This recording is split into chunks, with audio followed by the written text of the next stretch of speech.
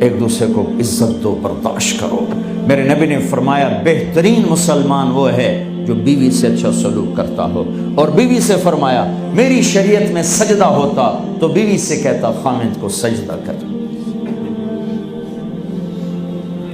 بہترین صدقہ اولاد کی تربیت ہے۔ پورا گھر میرے نبی نے نقشہ، ہر ایک کی قیمت بتائی۔ ماں تیرے قدموں تلے جنت، کہ کاش میری ماں زندہ ہوتی، تم دیکھتے میں کیا کرتا، میں عشاء کی نماز کے مصلی پر ہوتا، میں سورۃ فاتحہ پڑھ رہا ہوتا، ادھر سے آواز آتی میری ماں کی محمد، تو میں نماز توڑ کے کہتا لبیک اماں جان۔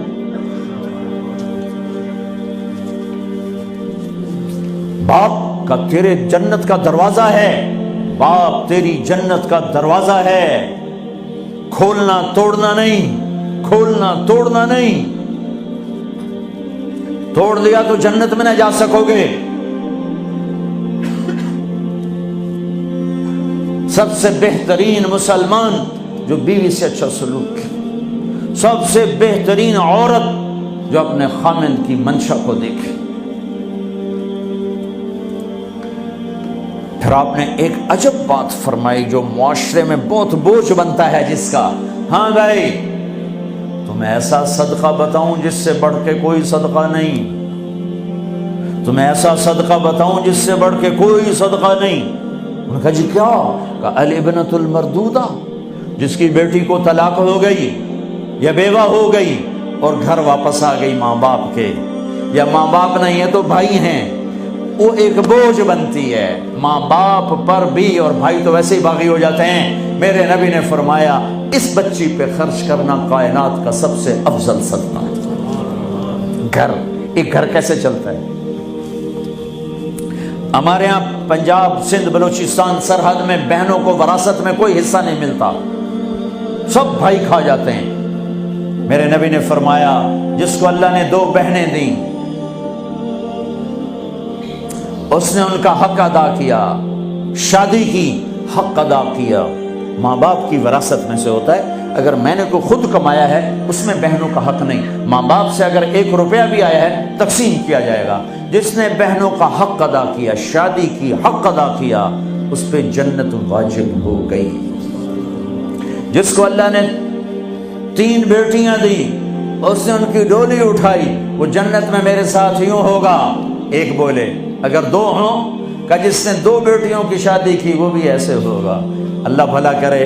ایک صحابی کا کہ جس کی 1 ہو، کہ جس کی 1 ہے، اگر اس نے اس کو عزت سے رخصت کیا تو وہ بھی میرے ساتھ ایسے ہی ہوگا۔ پھر کئی بچیوں کو طلاق پڑی ہے کہ اس کو بیٹا نہیں ہوتا۔ یہاں آنے سے پہلے کا واقعہ، پنڈی سے بچی رو رو برا حال اس کا، میں تو فون سنتا ہی نہیں ہوں ایسے کہ میرا تو کلیجہ پھٹ گیا ہے۔ ہے کہنے لگی کہ سسرال نے کہا تھا بیٹی ہوئی تو طلاق دے دیں۔ میں نے کہا اس میں میرا کیا قصور ہے، اور بیٹی ہی ہوئی اور مجھے طلاق پڑ گئی، اور میں گھر آ گئی 22 سال کی عمر میں۔ بیٹی دینے والا اللہ اور ظلم کرنے والا سسرال۔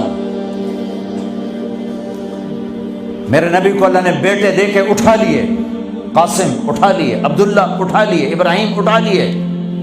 4 بیٹیاں دی، 3 زندگی میں اٹھانی، زینب، ام کلثوم، رقیہ، تینوں آنکھوں کے سامنے چلی گئیں۔ فاطمہ سے نسل چلی، آپ نے فرمایا لوگوں کی نسل بیٹے سے چلتی ہے، میری نسل میری بیٹی فاطمہ سے چلی۔ اس لعنت کو دھویا۔ عورت کا کیا قصور ہے اگر اس بیچاری کو بچیاں ہو رہی؟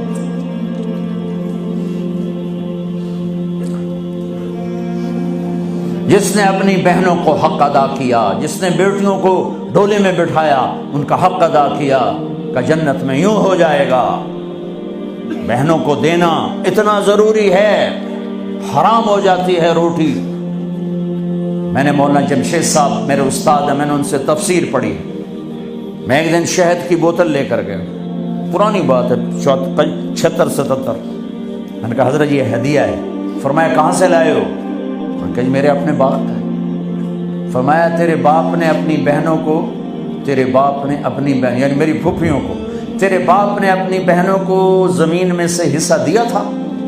یہ سوال کیوں کیا؟ 10 روپے کی شہد کی بوتل تھی اس وقت، کہ اگر دیا تھا تو یہ میں لے لوں گا، اگر نہیں دیا تو پھر یہ حرام ہے، میں نہیں لوں گا، یہ مطلب تھا۔